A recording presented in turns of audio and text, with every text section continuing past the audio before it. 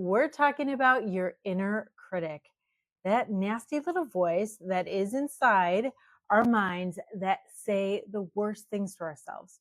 We could be our own worst bully.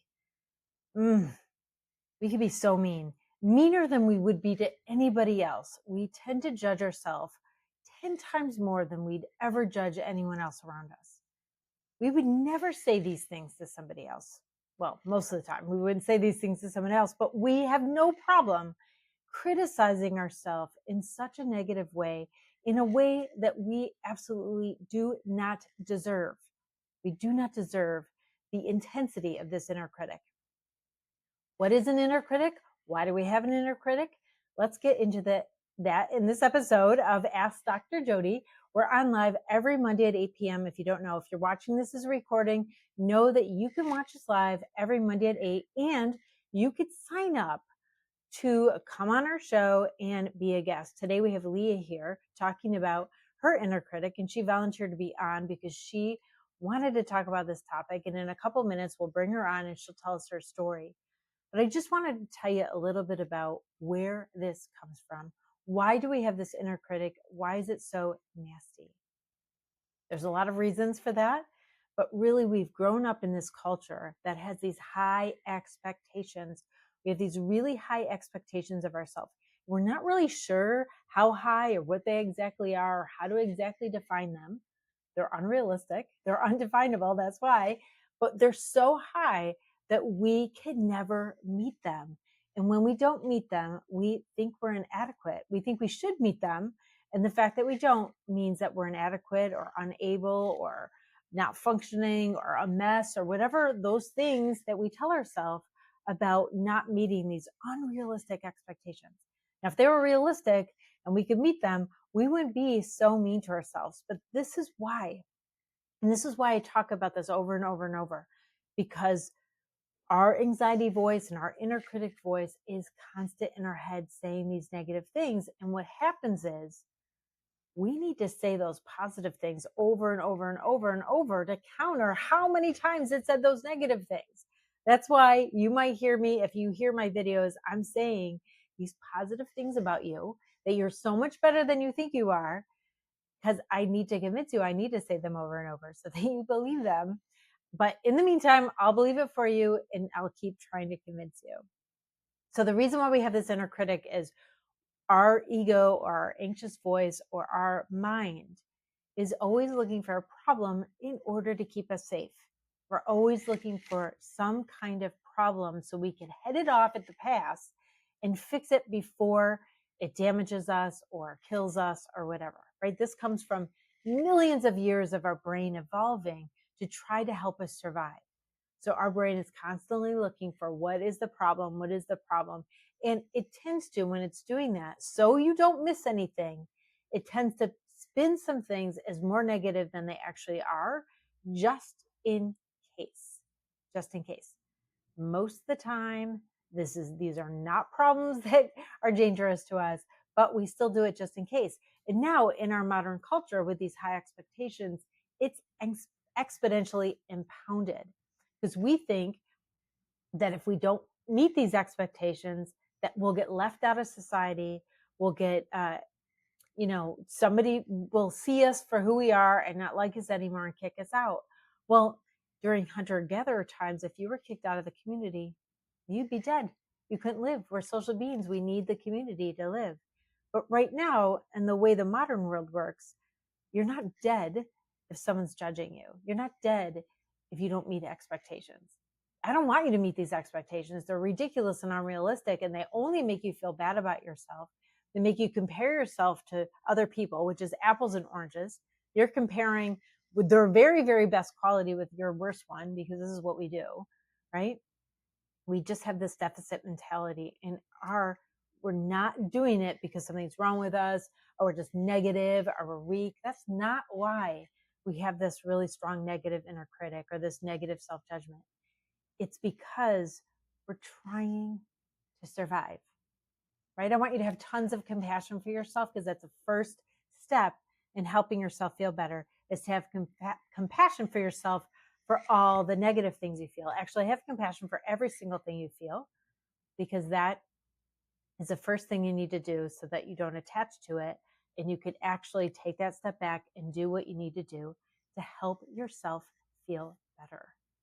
All right. I'm so excited to introduce Leah to you. I have never met Leah until tonight. We did a sound check before we started, so I've never met her in those few minutes. She's a lovely, beautiful person, and I'm going to have her tell us a little bit about her story, and let's see if we could help her feel better. So, Leah, welcome on. Thank you. You're welcome. So tell us a little bit about yourself, maybe the context of your life a little bit. Obviously, you don't have to tell any identifying details, but tell us a little bit about, where does this inner critic live? It comes from the context of our life, I know. So tell us a little bit. Sure, sure. So, I think my inner critic has turned into something a little bit strange because it started when I was younger, maybe in my early 20s or probably in my teenage years, let's be real. Yep. When the shame and judgment starts. Middle school. Yeah. Yep. Um, and that critic was, I think, like many people, telling you you're not smart enough or you're not pretty enough or you're not thin enough or you're not whatever it might be. And around 25, I decided I didn't want to have that voice being like that anymore. So I sort of tried to change it into a coach instead, telling me, to do positive things or like, oh, everything's going to be fine, yada, yada. Or getting me to be productive instead, sort of putting that anxiety energy into being productive. Mm-hmm. But now it's sort of transformed into this coach that I like to say is sort of training me for the Olympics when I really just want to be casually going to the gym. And I see. so it's intense and kind of like you were speaking about, it just drives me to be super productive constantly. And I know I struggle with perfectionism and trying to be an overachiever and things like that. And so this critic or coach can just be so intense and then makes me feel like I've still never done enough, even if I've done more in a week maybe than the average person might have done. I'm sure you have done more in a week than the average person. I can imagine. So I see. So it put on a different hat, your inner critic, and like acted like it was trying to protect you or trying to benefit you by having you successful. Mhm. But then it just the stress and pressure that you're feeling is that I'm assuming that maybe it's implied in Yeah. what you're saying is Yeah. there's a lot of stress and pressure that's come along with it, but then higher expectations that you still have to live up to. And because you're so high functioning, you are living up to them. Mhm. But getting burned out often or flirting with burnout very often and having trouble finding that balance to be a human while still pushing forward as well. Yeah, I think this is a very common thing. Can you tell me what does burnout look like in your life? How are you noticing it when you're getting close to it or when you're feeling it? What are you noticing? Yeah. I'll physically, be more tired and it feels like, let's say I normally run on 4 batteries inside of me. It's as if I just have 1 battery now. And so everything is just that much more difficult. And I feel like I have to almost put on a mask around people to pretend like everything's fine when really on the inside I feel like this. Yeah. Is there anybody you're telling the real Leah or what you're really feeling? Definitely. I have some friends and my mother, so I'm very thankful for them, but trying to find balance is Yeah. just something that I Yeah. constantly struggle with. I love having a really active social life and I get so much out of talking with other people and hearing about their perspectives and it's something that's so fulfilling for me and doing well at work and but then it's hard to find time to recharge or it's hard to not feel Find the guilty social time? about Like, is it hard to find the social time? it's hard to find alone time to sort of recharge my batteries. I feel like I'm an ambivert and so I need time just me to recharge but then I Okay. feel So guilty. you're working, you haven't sacrificed the social life because you know you need that, which is good in a lot of ways, right? It probably gets you out of your head a Yeah, little bit or like seeing how other people are doing it, but you don't have that balance of having some time where you're recovering exactly. or maybe there's no time when you're recovering. Yeah, very little time each week because that coach is like, well, you could relax or you could do all these things. It's like it's measuring your worth by all the things it does. Yeah, Yeah. exactly. So that's where the attachment is. I guess, did you ever try, I mean, this seems so oversimplistic, but I don't know you, so I wanted to make sure Yeah. I'm not like giving advice to something you tried a million times. Did you ever try to put the rest as a task or a goal? I have. So generally in my calendar, once a week, I'll write no in it or do nothing. The whole day? I'm jealous. It's tough though, and some weeks I'm very good and I'm strict about it, and other weeks, like last week, which is why I think I'm sort of in this mindset right now. Last week I didn't. I prioritized other friends were struggling with things, so I was there being Mm. their person, which I love to be, but it's also a tax on that emotional energy that you have. Okay, so these no, I'm so super curious about these no days. Tell me about these days. What does the day look like when you have a no day? Because I want to understand. Yeah. So a no day, I will all call them sort of like a hedonistic day. So I can stay in bed until whenever and read, maybe even get a coffee, like make a coffee and come back to bed and read. It's just delightful. Yummy. Make a tasty meal, and then generally I'll find some sort of art project that I'm working on, or I'll take myself on a date kind of thing. So I'll go out into the city and find a cute cafe or find something and maybe journal or read and just sort of do whatever I want and don't plan it out. Just decide that I'm going to hang out with me and whatever I feel like in that moment, go and do that. How is that, like, is this coach like gnawing at you during that day, or is are they silent? They're still there. They're not, yelling, but gnawing, I think, is a perfect way to describe it. There's still that piece of my brain, that percentage of my brain that is saying, well, maybe maybe just an hour of this productive work, or even two. Then you could still relax the rest of the day. So still deep in your belief, in your core beliefs, that is not productive, that rest day. Exactly. Even though I know logically, Mm-hmm. like science says, Mm-hmm. You feel it, you've experienced it. There's testimonial to the fact that this is productive and it helps you the whole rest of the time be more productive. But there's still some core beliefs that are still there. I don't know how old they are. When you get in touch with that and think about those beliefs that still say this is not productive, mhm. what comes up for you? Like, where is that belief? Can you trace it back at all? I mean, it's been modeled to me for this is something I've realized sort of over the last 3 years. I adore my mother. She's a role model in so many ways. I've learned my social abilities from her, my organization, etc. But I mean, she's retired now and she's still doing more than most people do when they were working full time.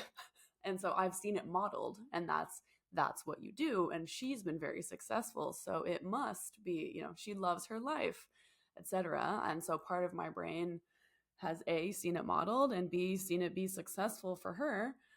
And Do so we know for sure it's successful for her? Do we know for sure that she doesn't have an experience of burnout or in an inner struggle about worth with her productivity? her and I have had many conversations about it, and she's never said that she's felt that way as well or that she's ever struggled with it, and we have a very open relationship that she's talked to me about a variety of other things that have she has struggled with.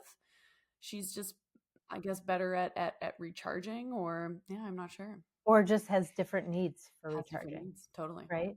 So her needs could be, she could recharge in definitely completely different ways than you do. Yeah. And she could be feeding off some of the things she's doing. You know how in these break days, or these days, the no days, you do have a creative project. I love that you just said that. I just love that you said that, or you take yourself out on a date, because it's so recharging to Yeah. be creative. And so if your mom, she may have a different relationship with the tasks, actually, because if she's in a flow, and in the flow state, she is not depleting herself. She's actually feeding herself in that flow state. It might be a totally different relationship, because if you are productive the rest of the week and there's this coach keeping you productive, is there something interrupting a flow state for you? Probably you've had a flow state before. Do you know Yeah. what I'm talking Yeah. about? You've Yeah. had that, right? And Totally. maybe you have that a lot.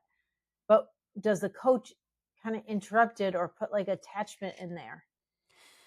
My coping mechanism that I've learned for that is to set a timer. And it could be a timer for 3 hours or something, or it could be for 10 minutes. But I set a timer when I'm going to be doing a task. Let's say I've decided the next 3 hours I can do whatever I want.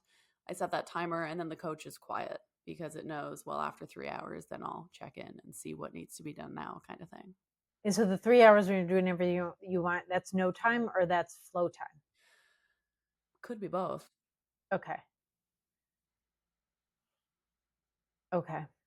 So it's sinking them in, like, so the beliefs start cognitively. So when you want to change a belief, we could change it. But we Hmm. have to be aware of that one that's there that we don't want, Yeah. right? That there's still a core belief, a limiting belief that still is held somewhere inside of you. Right.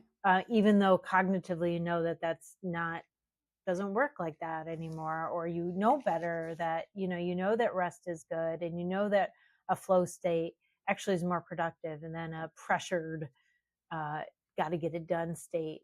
Yeah. Um, and I don't think that's what you're not in that extreme necessarily. That's what I'm sensing a little bit. But if you were to if you were to continue to override, so it's a repetition of noticing that that belief's coming there, and Hmm. overriding it is how you like bring it from your head all the way down into your core, so Right. to speak. And so you could do it, you could just do it that way, so when you are, so you know what a flow state feels like, you know what a stop state, you know what a creative state feels like, you know what a pressured, like, I'm gonna put my butt in the chair and get stuff done. Yeah. Some people need that more because they don't do it, and then you kind of need a little ease up. You still want to have the same productivity, but not the pressure part. Exactly. Yeah. So that if you're in a flow state, you're actually not depleting yourself as much as you are. But I mean, we're human bodies. We're limited. We have limits. We Right. can't like stay up forever. We have to sleep If and those only. kind of things.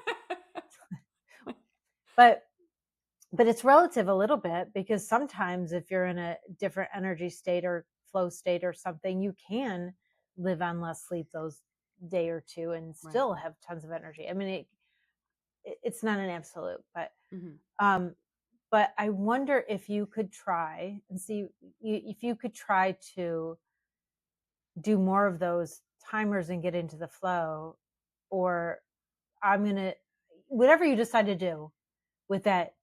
So first of all, you already have an intentional time, which I think that you're way ahead of most people. Most people don't block their time and have intentions. If they have a rest day, it's usually because they hit a wall and they can't move.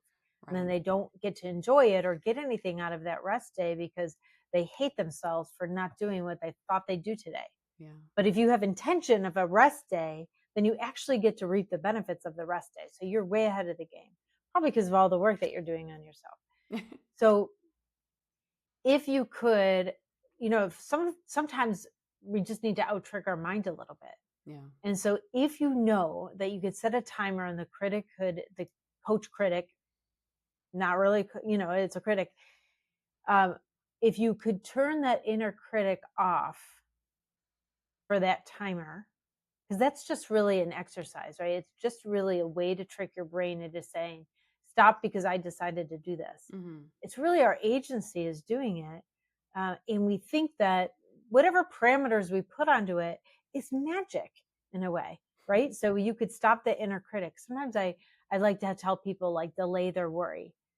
Just delay it till when you need it. You don't need it now. If you're like, what's going to happen in 2 weeks? We're going to get the decision in 2 weeks. Well, why? What are you going to do for 2 weeks worrying about it? Just delay the worry till you have something to worry about. Yeah. Unless you could plan something or do something. Sure. But it's just like you're just riled up for nothing, like helpless. So we use these kind of tricks to magically shut that inner critic or the anxious thought up for a while. And it's a practice. Then you do it again. So you might do it and try to get into the flow state without the pressure. Right. And then I wonder if as you practice more and more, like you've convinced yourself that core belief is that you need this coach because the coach helps you. If I you guess didn't have so. it, I mean, I had therapy a few months ago, and the therapist said, try doing the easy thing. Like when your mind is like, oh, I can do this really productive thing or this easy thing, just for a week or two. Just do the easy thing. There's no way that the way your brain works that you'll turn into a couch potato. So just try the easy thing. how'd that go? It went really well. It was very Good. nice.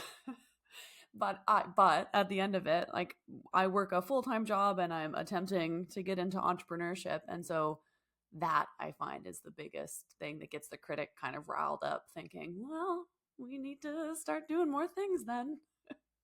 Yeah. So there's this fine line, isn't it? Yeah. You want to have fun, especially if you're going to be an entrepreneur. You have to love what you're doing. You have to have fun, but there's also going to be some tasks that you don't like that you just have to do. Yeah. But if you are enjoying, like, so if you have a regular work day and you have your regular job, if you're doing as much as you can to enjoy and love that and get in the flow and the most of your day, you won't be as depleted after that job and you will have more energy for the entrepreneurial job. Yeah. But it's about loving. So even if you don't like the task, if you love if you love it anyway, kind of Yeah. fake it till you make it a little bit, but like, yes, I'm going to do this, but so like go back to actually the cheerleader, forget the coach for a second and be like the cheerleader and be excited about it. Like it's going to be a challenge. I'm going to get on the other side of it. It's going to be awesome. And then you're in like a flow state, but like of your awesomeness, Right. I like that. And so it's a different, so you get the stuff done, but you feel like, and then after you're done, you need to celebrate the heck out of that. It's like, yeah, actually do a cheer, like rah, rah, Leah, you did it. No, it's like you are awesome. That's whatever little thing you did after a full day of work and you're doing extra stuff, especially if it's hard or you have to learn something new, to learn new software. It is hard. I've been there for a long time. Yeah. And I'm constantly having to learn new software to do this like online business thing. And it's hard, but I have to love it. I have to love it to get in the flow of it. And then I'm in the flow of it. Like what gets done, gets done. What doesn't get done, what doesn't get done. So I don't have that pressure because I don't have that critic coach. I have I have the cheer person. Okay. And when I'm done, I'm like, I did that today. Like, oh, I did that. I cleaned my desk off. I'm like, I celebrate it because it actually invigorates me for the next task that I have to do. I like that idea. Pause and appreciate what you've done. In this culture, we're taught to, when we get a task done, we think of all the things we didn't get to yet. Yeah.